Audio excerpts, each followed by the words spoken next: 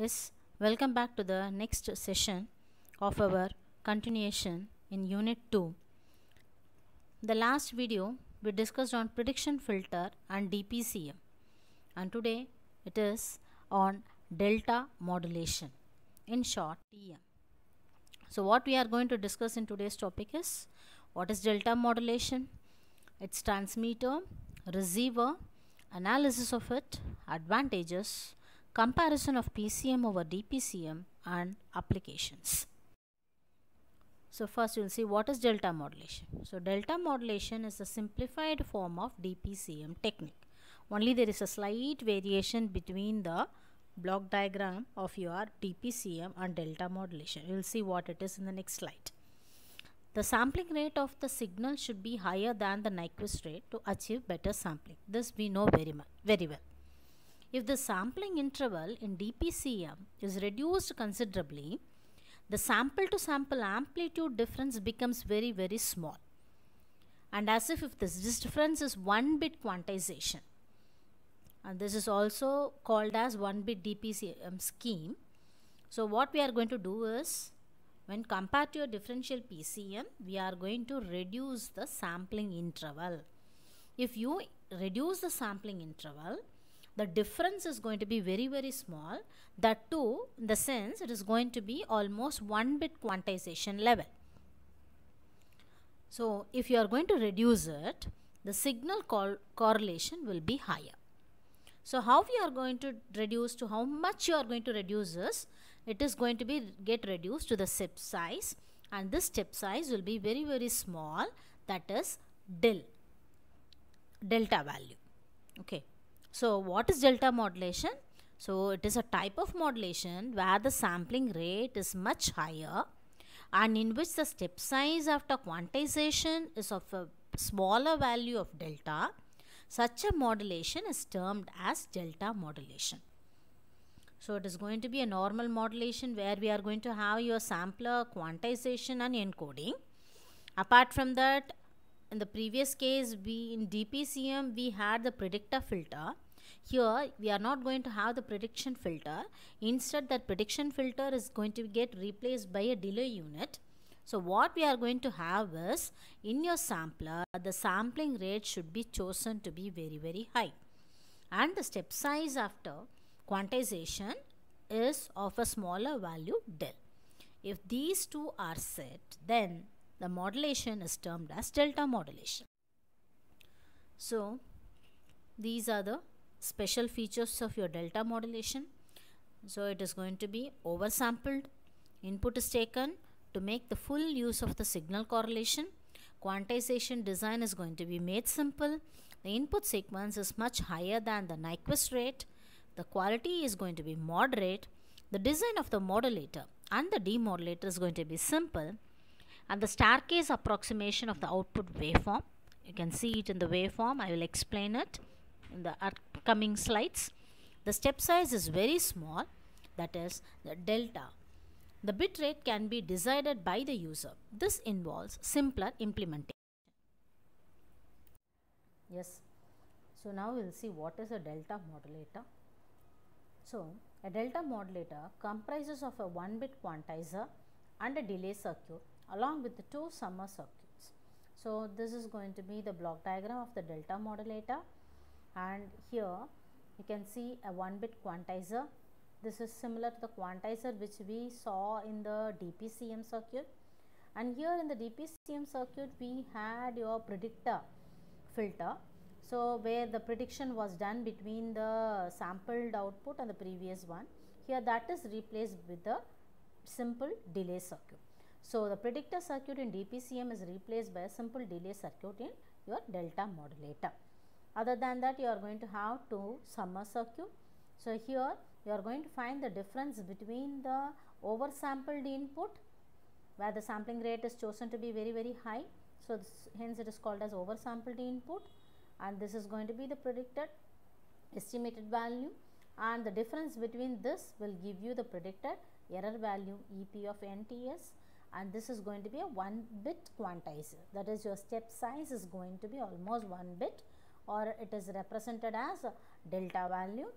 So the quantized output is EQ of NTS, where it is equivalent to V of NTS. Here to this summer circuit, we are going to have the estimated value of the delayed version of your quantized signal, and this is your quantized signal. So we are going to add both these things, which gives you the input to the delay unit. So input to the delay unit is represented as U of NTS. So here the signal notations are explained, where X of NTS, the incoming signal, is going to be the oversampled input. EP of NTS is going to be the summer output, and this is going to be the quantizer input. This is going to be the quantizer output, EQN of TS, that is nothing but V of NTS. Here it is twice repeated, just neglect this, just it is V of NTS only. And this is going to be the delayed version of the signal. It is denoted as X cap of NTS, that is output of the delay circuit, and input to the delay circuit is U of NTS, where this U of NTS is nothing but sum of X cap of NTS and B of NTS or EQ of NTS. So now we will see the analysis of the delta modulation. So here the quantized signal input is the predicted error, so it is denoted as EP of NTS, which is nothing but the summation output, that is the difference between X of NTS and X cap of NTS, and your X cap of NTS is nothing but the delayed version from the delay unit. So it is delayed by 1 bit, so it is n minus 1 times the TS value, and this U of NTS, which is nothing but the input to the delay unit, is sum of the two signals, that is X cap of n minus 1 of TS plus the quantized output, 1 bit quantized output V of n minus 1 TS. So further, the quantized output V of NTS is nothing but EQ of NTS, which is sampled signal of EP of NTS into V of NTS, and U of NTS is nothing but sum of the two signals. One is coming out of the quantizer and another is going to be output of the delay unit. So these two signals are added together and applied as an input of U of NTS. So this X cap of NTS is the previous value of the delay circuit, and EQ of NTS is the quantizer output. Hence U of NTS is U of n minus 1 TS plus V of NTS, which means the present input of the delay unit. Now we will see the delta modulated signal, how the waveform is going to get generated. So when you are going to have the delta, your step size is going to be here, and this is going to be your analog signal M of t, and this is going to be your U of t, and the step size here it is del. So this is going to be the sampling period. So sampling period is going to be fixed, it is Ts. You can see that whenever your input signal is almost the step size, you can see it is above the input signal. This input signal is going to be this violet line, and this is going to be your delta modulated signal U of t. You can see this step is greater than your input signal amplitude, analog signal. So whenever it is greater, you can observe the binary sequence, it is converted to 1, and here you can see that the signal is well below your step. So wherever it is below, you can see almost it is going to be 0, and here also you can see it is above. So the input analog signal, above that you are going to have your U of t, so all the bits are 1. So when positive del is noticed, that is increasing in step size, then 1 is transmitted. So we call all these things to be positive del value because it is greater than, increased in the step size. Then you are going to have 1 to be transmitted. Here also you can observe it, 1 is transmitted. So whenever it is going to be a negative less than the value, then it is a decrease in step size, so 0 is going to be transmitted. So this is the binary sequence you achieve after you delta modulate the signal. Now we'll see what is a delta demodulator. It is going to be retrieving the modulated signal. How we are going to retrieve the modulated signal is, it is going to comprise of a low pass filter, a summer circuit and a delay circuit. The predictor circuit is eliminated here and hence no assumed input is given to the demodulator. So here you are going to have the quantized signal V cap of n of ts, whose output is assumed as u cap of m of ts, that is going to be the summation output. The summation input, another input is summation unit is x cap of nts, that is nothing but the delayed signal. So u of nts is delayed and it produces x cap of nts, and these two signals are added together and it is passed on through a low pass filter, whose output is the demodulated signal of the delta modulator. So we will see how this receiver works. A binary sequence will be given as an input to the demodulator, that is your V cap of nts. The staircase approximated output is given to the low pass filter. So the low pass filter is used for many reasons, but the prominent reason is noise eliminated for out of band signals. The step size error that may occur at the transmitter is called as granular error, which is eliminated here. If there is no noise present, then the modulator output equals to the demodulator input. Now we'll see the advantages of the delta modulation. So the main advantage is, due to the transmission of 1 bit per sample, it permits low channel bandwidth as well as signaling rate, and ADC is not required, that is analog to digital converter is not required here, thus permits easy generation and detection. So this is the main advantage of your delta modulation. The drawback here is, this leads to two types of distortion. We call it as slope overload distortion and granular noise. So the slope overload distortion is when del is going to be very small. Granular noise is when del is going to be very large. Okay, so this should not happen. Your step should be almost following the analog input signal which is applied. Application is, it is widely used in radio communication devices and digital voice storage and voice information transmission, where signal quality is of less important.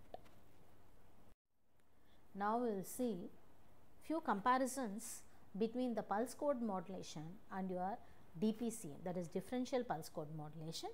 So some of the parameters are listed to the left. The parameters is based upon the number of bits, the step size, redundancy, quantization, bandwidth, feedback, complexity of notation and the signal to noise ratio. So number of bits in your PCM is, it is going to use 4 or 8 or 16 bits per sample. In DPCM, it is less than the PCM bits. Level of the step is, in BCM or in DPCM, it is of fixed step size. It cannot be varied in PCM. Of course, in DPCM, it is fixed to delta value. Bit redundancy is, it is present in PCM. It can be permanently removed in DPCM.